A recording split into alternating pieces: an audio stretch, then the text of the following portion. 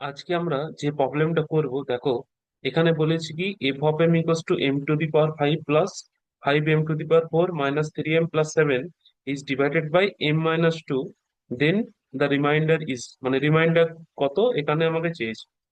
তো দেখো, reminder theorem থেকে আমরা কি জানি, যে বলছে পি এক্স যদি কোনো একটা পলিনোমিয়াল হয় এবং পি এক্স কে যদি এক্স মাইনাস এ কোনো একটা পলিনোমিয়াল ডিভাইড করে, তাহলে বলছে তার রিমাইন্ডারটা কত হয়, পি অফ এ। মানে এই যে পুরো ফাংশনটার ওপর যে ফাংশনটা আমাকে দেওয়া আছে বা পলিনোমিয়ালটা দেওয়া আছে, সেখানে আমাকে শুধু এ পুট করে দিতে হবে, তাহলে আমি রিমাইন্ডারটা পেয়ে যাব। তো দেখো এইখানে এম মাইনাস টু আছে, তাহলে এইখানে এই যে পুরো এফ অফ এম এ কি করতে হবে, ওই এম এর জায়গায় আমাকে টু বসিয়ে দিতে হবে।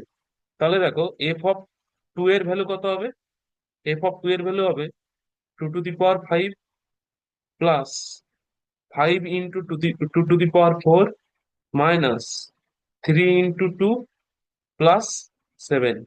তাহলে কত আসছে দেখো, two to the power five মানে 32, আর five into two to the power four মানে 16, মাইনাস থ্রি ইন্টু টু মানে সিক্স, প্লাস সেভেন।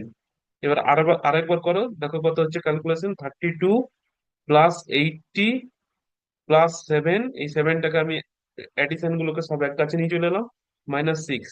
এটা অ্যাড করলে কত হচ্ছে দেখো, অ্যাড করলে হচ্ছে দেখো 119, 119 মাইনাস সিক্স ইকুয়ালস টু 113। তাহলে কত অ্যান্সার হচ্ছে, 113।